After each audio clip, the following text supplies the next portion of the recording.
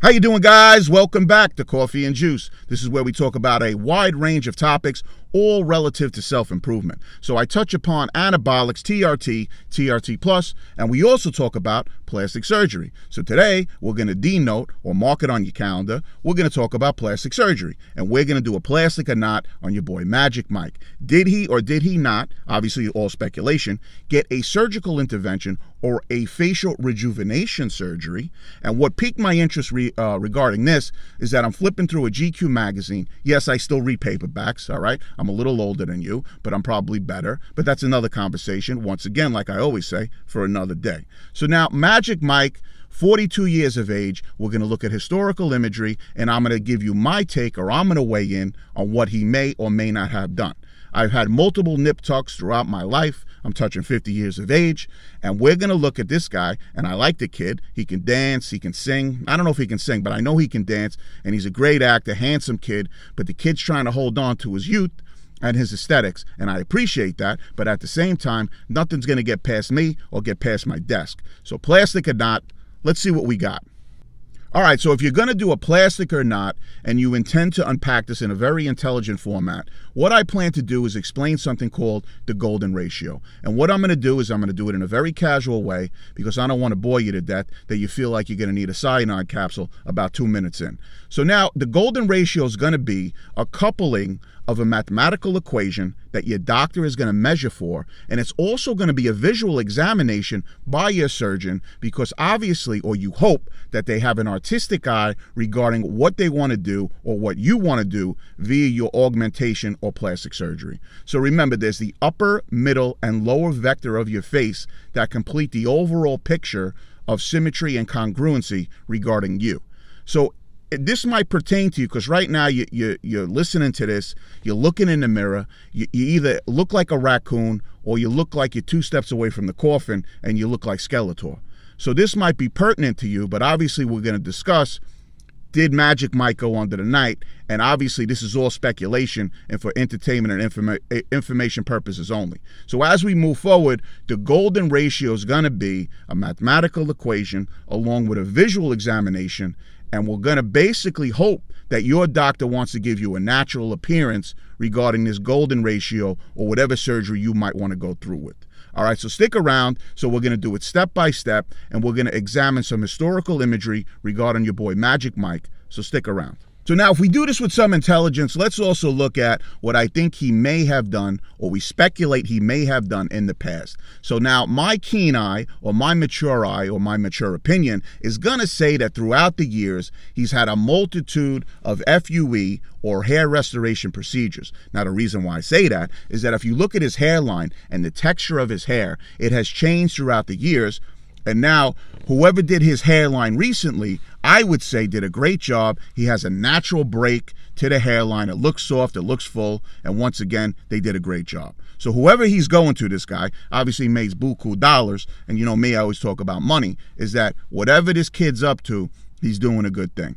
So now, we got the hair transplants in play. I would speculate that at about 3 to 4 FUE, small procedures throughout the years. Now, whenever you see this kid rocking a bald head, you might want to say to yourself now, did the kid sit on the table for 10 hours and get a hair transplant, or the kid's trying to be trendy like he was when he was modeling for Ralph Lauren? Either way, kid looks good, but I really feel, I speculate, once again, YouTube, that he probably went under the knife to rejuvenate or restore his hair. Now, something I feel that he may have done also is that if you look at these pictures of his nose, he had a little bit of a wide bridge / dorsal hump. So what I feel he also implemented into his game throughout a certain point is he probably had a closed rhinoplasty. And there's an open and then there's a closed. An open rhino is basically they're going to cut your cagliamella. I know I said that very Italian with galamad. And now what I think he did is he went with the closed because he didn't need much work. So what they do is they take an ultrasonic drill, they go in his nostril, and they basically grind down your dorsal hump, and basically they're going to refine the bridge of his nose. Now, if you look at these pictures, I'm not 100% sure, but it leads me to believe that there was a little work done in the beak. All right, so he took the beak down a little bit. So we got the beak, and we got his wig piece. So now as we move forward, let's examine this golden ratio that I spoke about, and we're going to take it step by step with the upper, the middle, and the lower vector of the face. So let's start with this.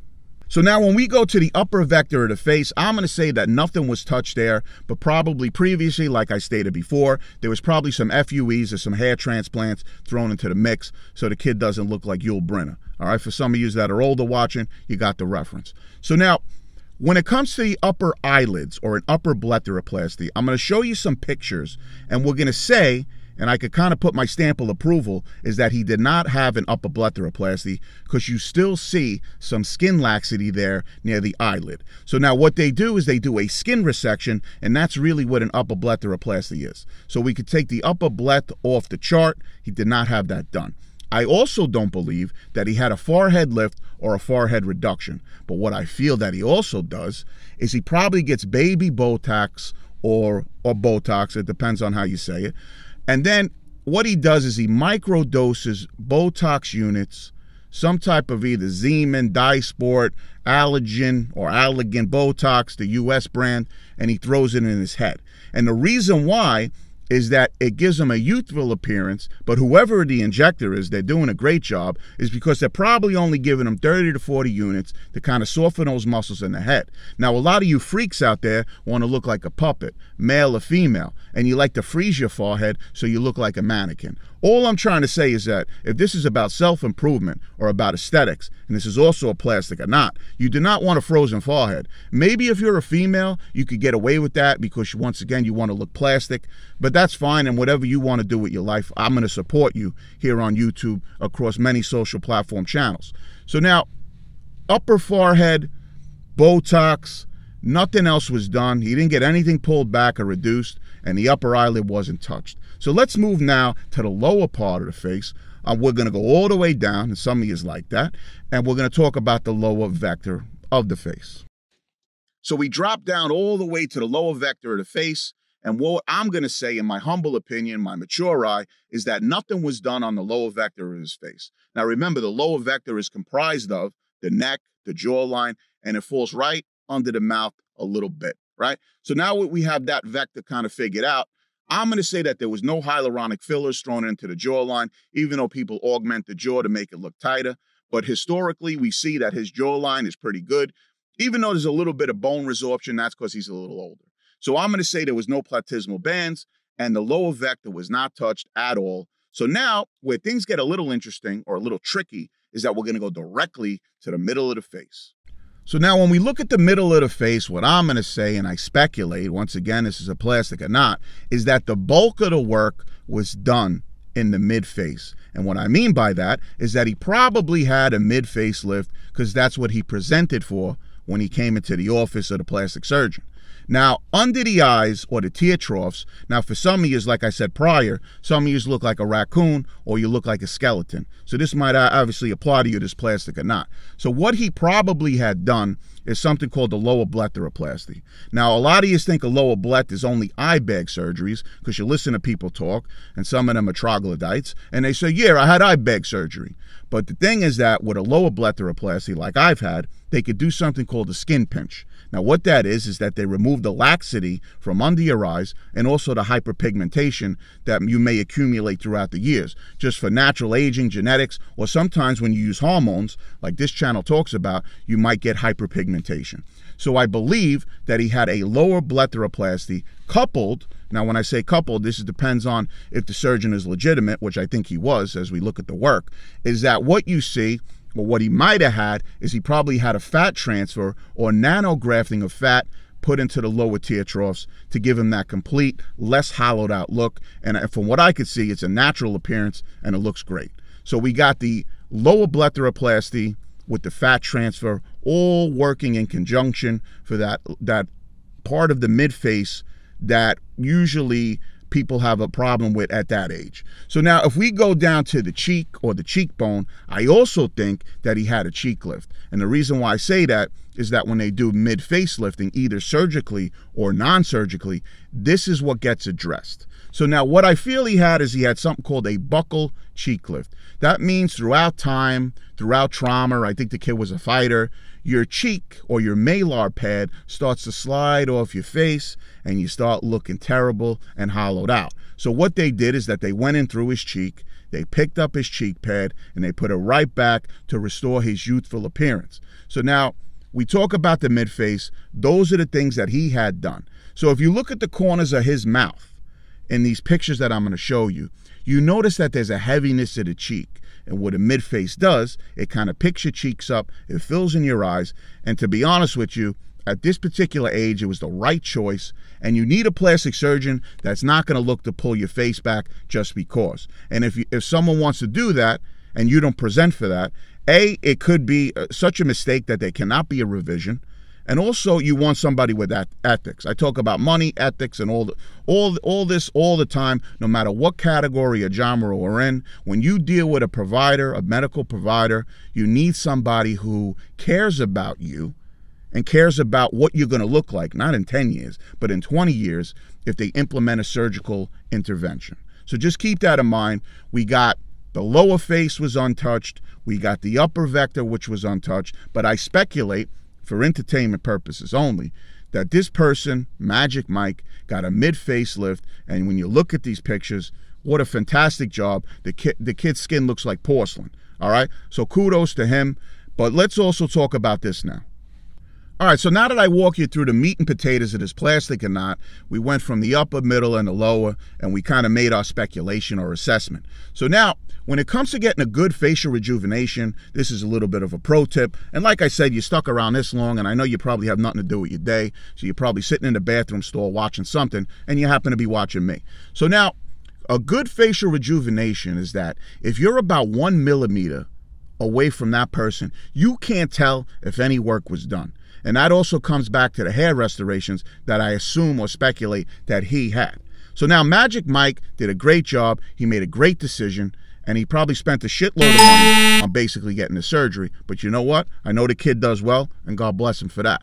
But now, when you step into a surgeon's office, what you should do, even though if you're not even asked to do it, is that you should bring in a picture of you 10 to 15 years younger. Now, some of them will ask for this because what they want to do is they want to see exactly what you used to look like. Now, some of you has had a hard life, and some has been harder than others. But all I'm trying to say is that some of you look decrepit, and maybe the guy can't really even tell what you used to look like. So what you want to do as a pro tip is you bring in that picture, and then the surgeon can kind of say, oh, okay, that's where his eyes used to be, or that's where the cheek pad used to be. And it kind of gives them less speculation so they could give you a more natural and youthful appearance. Now, some of you, as I know, want a brand new head and a brand new face because you got self-esteem issues and you hate yourself in general. But what it is that you want to have a natural appearance and you want to look like you and still maintain your character.